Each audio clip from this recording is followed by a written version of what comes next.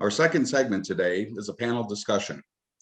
For insights on talking climate with students, we have convened a panel of teachers that are past winners of the Climate Superstars Challenge, an annual contest for middle school educators held each October.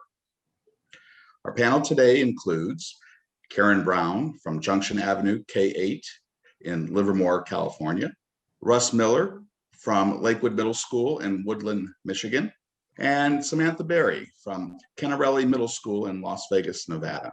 Hi. Hi, Sam. To get things started, I have a question here for Russ. I see that you've been teaching for over 30 years. Wow, that's amazing. I started when I was 5. That's why I'm so young. Okay. I once taught middle school science and math, and I lasted 10. So my hat's off to you. My question, Russ, is how has student interest in climate-related issues changed since the 1990s when you got started as an educator? Well, I've actually been an educator for 40 years, but that's okay. I've actually been in my building for 33. Yeah, I'm very old, but that's okay. We're not talking age. It's changed a lot, and it goes in waves. I see that students are really interested in it, and then you kind of get a little wave away. A lot of it depends on what they see in the community, what they hear from their parents, what they see on the news. And it's changed from, I remember as a kid with a lot of environmental things, and we've gone more towards the climate, and there's been a little push and pull with the climate. You have to make sure you say climate change. You can't say global warming. I got in trouble with that one year because I used that term. And the biggest thing is just, I see that the kids, depending on the group of kids, you can get a lot of interest, and we do a lot of things with it. And we're really rural. I mean, my 8th grade class this year is 180 kids. So we do a lot. And with environmental in my class, I try to always put something environmental in every year because that's a big thing for me. And in the 33 years I've been in my building, I've taught so many different subjects. So I've had the opportunity. I've worked with 5th graders in science and 6th graders in 7th and 8th. It depends on the year. I think they just flip a coin saying, what will Russ teach this year? And this year I did 6th grade science, and the 6th graders, I find the younger the age, the more enthusiastic they are, and the more I can get them involved in things. We've done everything with environmental education and climate change, from talking about things to going outside and looking at things around and looking at changes and things like that. Well, it sounds like you've had probably quite the influence on several generations. So thank you for your service in the classroom. Okay. Karen, I'm going to turn the question to you now. You actually changed careers in order to become a teacher over a decade ago, if my research is accurate. What has been your experience teaching students about climate-related issues? Yeah, well, the reason I changed, first of all, was because of children and their interest, and particularly my children and their interest, and in making the world a better place. I think that's kind of the altruistic nature of kids, and that enthusiasm just is contagious. And so I think that's kind of the best part for me is the students are always interested. It's the world around them, right? So if you can connect everything back to them, they're going to have great buy-in. And the environment is everywhere, right? So so that's a big one. And then kids always want to make an impression on other people.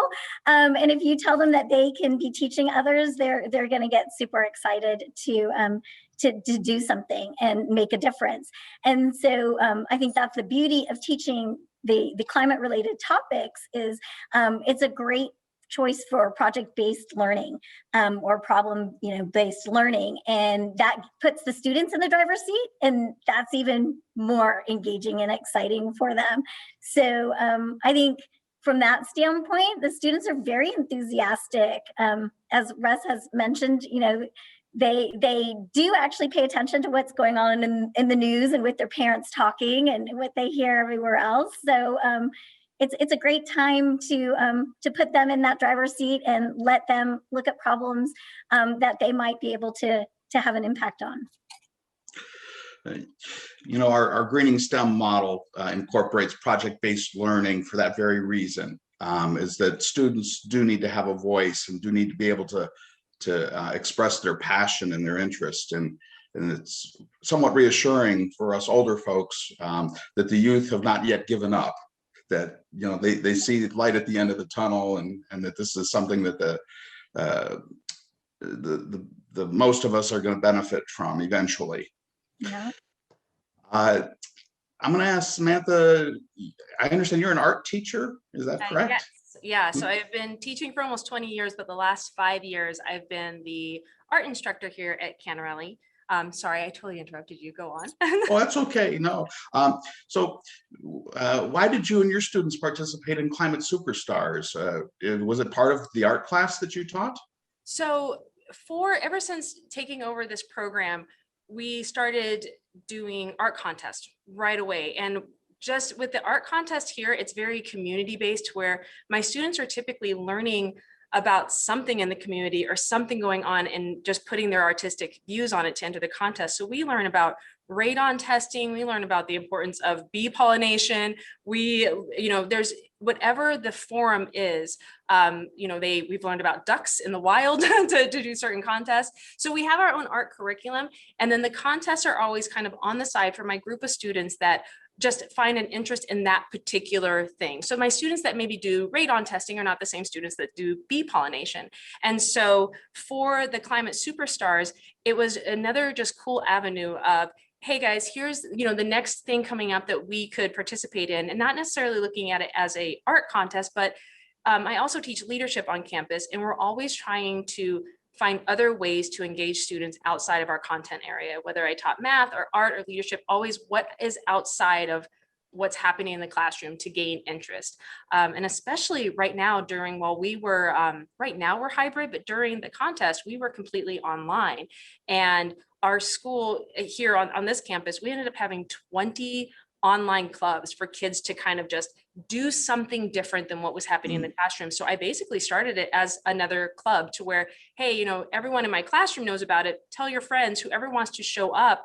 This is the lesson. Like, I just created a different class. These are the lessons we're going to learn about today. They love the electricity vampires. We're in a drought here, so they loved the lessons about steam and how the energy is actually made, and they always love the futuristic car ones, that kind of thing.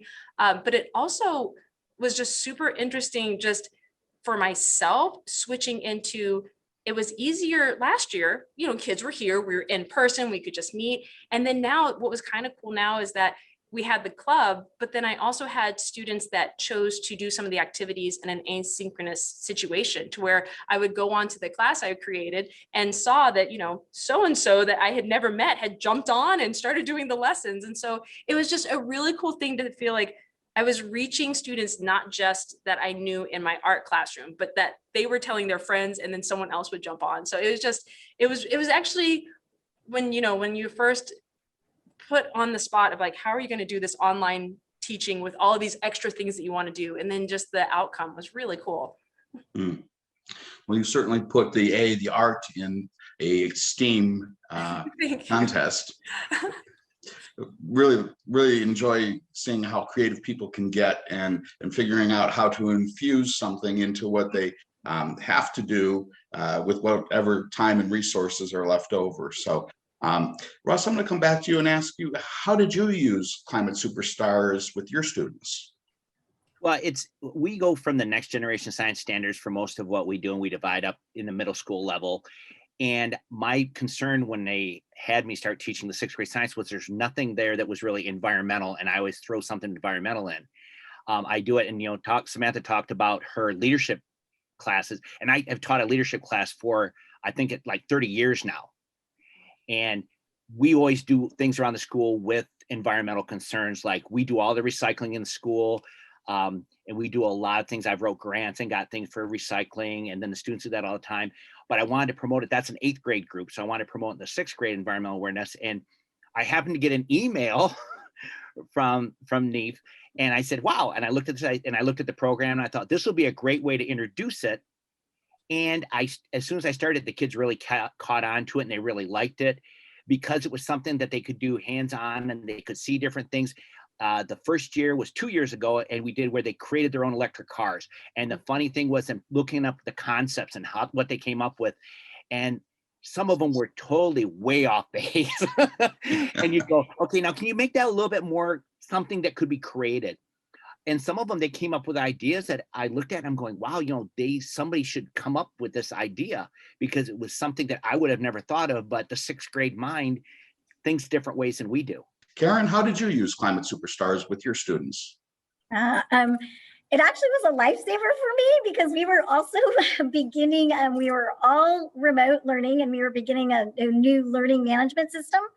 And I have 6th graders and they didn't know each other. And so having these topics that they could use in the asynchronous, the system of, the discussion boards, it was amazing. Like, I would sit here in my live classes and nobody would say a word. And I felt like I could juggle and, do anything and nobody would look or say anything. And then all of a sudden I would open up and look at the discussion board that, was coming directly from, what I pulled from the Climate Superstars page, and there was nonstop, and they're talking to each other. And I was just like, whoa, this can work. And it kind of gave me new hope. So this was exciting. And it was very timely, because in October, where I live, we're having lots of wind events. Oh, there goes my lights. Hold on. I have to move. That was very timely too, because in our wind events, we were losing power, right? So we were getting our power outages. And it was great, because the videos of like, how do you get energy to your house, right? The kids were just like, oh my gosh, is that why I had no power for 48 hours? It was like these great like connections, and it was just phenomenal from that standpoint. So I think for me, using it as a way to get the kids to talk and really kind of connect our lessons back to the science piece, because I also follow, NGSS, and the cool part is that was in October. We're still referring back to various lessons we've done in Climate Superstars, and I'll be like, hey, you guys remember this? And they're like, oh yeah, do you remember that graph? And the graphing piece, right? Being able to pull that up as a warm up in a live class and say, what do you see here? What does this mean? And how do we interpret it? Introduced some of the science and engineering practices. Russ kind of touched on engineering practices too, right? With the drawings and the models. And to me, it's just the whole package. So it's been wonderful. Samantha, did the Climate Superstars have an impact on your students' understanding of the world they live in, or climate issues specifically? Absolutely. I mean, such an understatement. It's one of those things where kind of like with Russ was saying, which my younger students really just, they're not too cool for school, and they're so excited about the new things they're doing, and they're just so intrigued. Again, the car design, since the car design has been part of the competition for a couple of years now, I even received over summer, because we did the contest last year, a kid just sent me a picture. He goes, remember that car design thing we did? He's like, look what I drew instead. And I'm like, what month are we in? And I remember we were watching this year, when we were watching the video about water for energy. So again, because we're in a drought here, and that the whole idea of like the steam and how it's going. And we were in our Google Meet class, and we're watching the video, and it's very informative. And a girl all of a sudden puts in the chat, she goes, how is the energy not made yet? I didn't realize. Like, she goes, there's so many steps. And it's just one of those things where they have these like aha moments, and it's just really fun to hear their interest side of it, because from my point of view, my older person point of view, I could point out what I think is cool. But same thing with the vampire thing, when they're just like, I had no idea, just keeping my curling iron plugged in, yada yada. And they get so just so intrigued. I love those aha. I think as teachers, we love that. We love those little light bulbs when their own interests take off. And so especially doing something that's not our art content, and then watching those other interests, I definitely get to see their other interests and their artwork all the time. And I'm always amazed by what else is going on in their lives. So it's also just really cool to like put something out there. Like, like you said, you don't know how it's going to be received from year to year. Right. But then when all of a sudden, not only are they finding the interest for them that year, but I loved seeing what they liked from last year, a whole different group, the commonalities there. So it's just been, I don't know if I got off track from the thing. It's very cool to see their faces and to see them be excited about it, because you think it's cool, but you know, it's just when they think it's cool, you're like, okay, cool, it's working.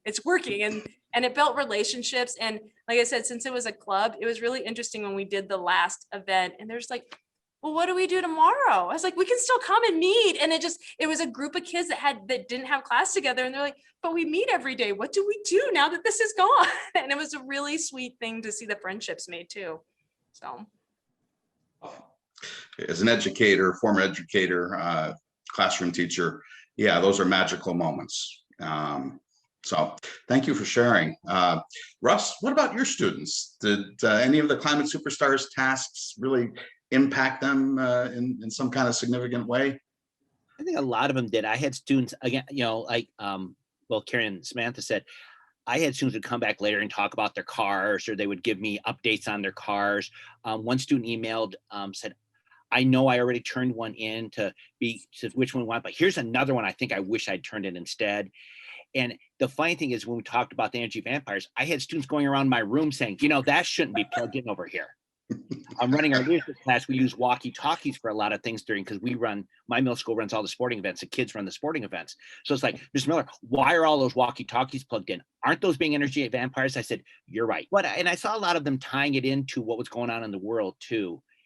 And because they would see things that we talked about in class, and I would bring in other stuff on top of that. And they'd say, well, wait a minute, why are we doing this? Or why is this happening here? And, you know, they would talk about the burning of the rainforest. You know, we just saw on the news that this much rainforest was burning, and they would watch like CNN 10, and all of a sudden they'd have some story about it. They go, well, we just talked about something like that. And, you know, that's not right. And especially sixth graders, because if you can get them at that age really excited, I think it tends to carry through. Indeed. Well, as we begin to wrap things up here, I'm going to ask each of you for any advice that you would have for educators looking to cover climate issues, whether it be an endorsement for Climate Superstars or something else that you've come across. So Karen, perhaps we can start with you. What advice would you have for others? I would say start with Climate Superstars. It's great because the video clips are perfect for the kids. They're short snippets, they're engaging for them. From a teacher standpoint, there's data analysis, there's great discussions that tie into all of my science standards. And it's something that's relevant to the kids, at least where we are, you know, we're hit with wildfires quite often. And many of our families are actually impacted by it. So the kids were very interested in kind of, you know, learning more about like, you know, what's going on and why do we have these brownouts, and, you know, what's happening and what can we do to make an impact. And I think in teaching more climate issues, I think that's the piece, is to focus on the solutions, so not to scare the kids so much, right? I know that was a couple of concerns I received from parents, like, you know, my child keeps talking about, you know, all this stuff. Are you like dwelling on this, or, you know? And I'm like, well, no, but here's, you know, we have the solutions to look at, and this is what they're working on. And then the kids, that means they're talking at home, right? And that's huge. So, you know, I think solutions is the key piece to focus on. And then we even started looking at the city, and the students were involved in talking with our city planner about the city's climate action plan.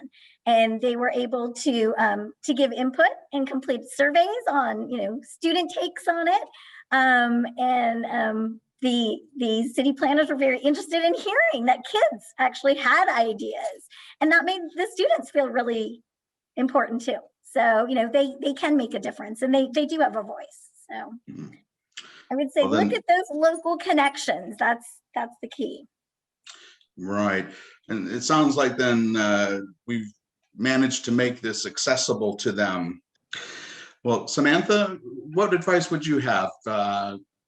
Do you have to be an art teacher to make this work? No, I mean, I think the underlying, those building blocks is that we're all educators. So find your own excitement and connection to each of those lessons, and just, you know, like anything else, your excitement towards it helps the students become excited. But then especially like with me having a math and art background, there are several times that like when I would do these lessons that I was learning along the way too. So we would get ready for a lesson, I'm like, you guys, wait till you find out what you're going to learn today.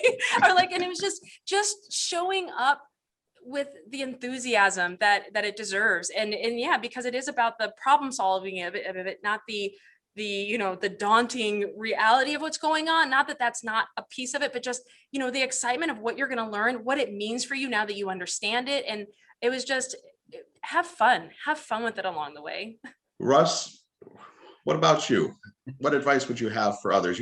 You've been around a long time, longer than I realized. Long time. And again, I started when I was 5, or I'd be really and I promoted and I've talked to a lot about the Climate Superstars to other teachers I know, because it brings so much stuff. In fact, I wish my students could hear you guys talk, because Samantha, I'm in Michigan. We don't even know what drought is. We have so much water we can share if we want to. In fact, our biggest concern is talking to the kids about water pollution, because they're so used to just turn on a tap. We have water. We never have to run out. If you don't want that, you just wait till winter. You got lots of snow that you can wade through. I can lend some of that out.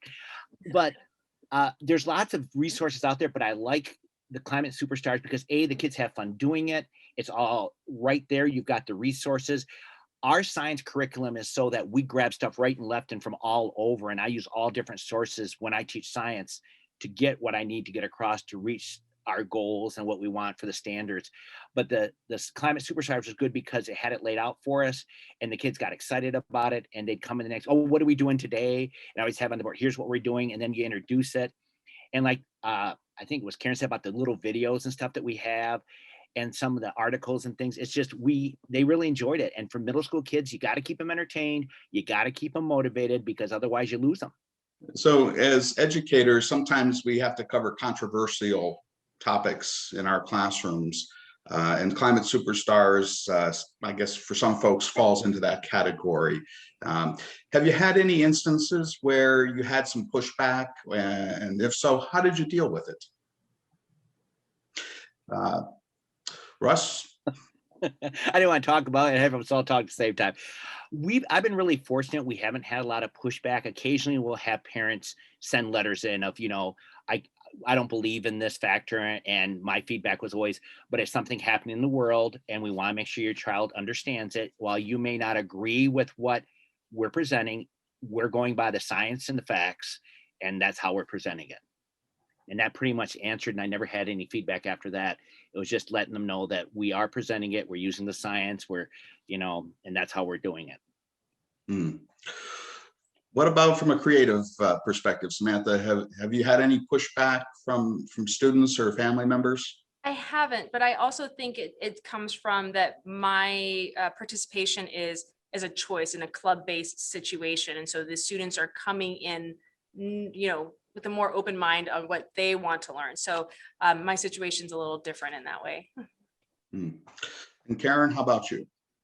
I've had 2 emails in the past couple of years, and one of them was just kind of more funny, that it was more the parent saying, hey, can you redo that lesson and let the kid know, that they can unplug their stuff too, not just mine, right? So I guess that was more of, the at home saying, hey, you need to have these things unplugged, and, meanwhile they're gaming or something. I'm not sure, but and then the other one was more of a concern of, I guess the student was kind of doom and gloom, how, humans are, doing this terrible stuff. And so the parent was really concerned, well, what are you teaching? And once I, gave her access to the materials and stuff I was doing, she's like, oh, I see that, then you're extending this to go into solution-based. And, she's like, okay, so it's just that kind of middle school mode, where they're starting to be independent thinkers maybe, and, but yeah, so I've had support from the families for sure. And then the questions I've had have been easily handled with just showing the information. So I want to thank our guests and those of you who took time to join us. We hope you have learned a few things and are inspired to incorporate climate change discussions and activities into your parenting or educational practice. And to preview tasks from the 2021 Climate Superstars Challenge and other Greening STEM resources, visit our website, neefusa.org. Thank you, Russell. Karen, Samantha, it's been a pleasure to hear your stories, and look forward to your participation in Climate Superstars in October.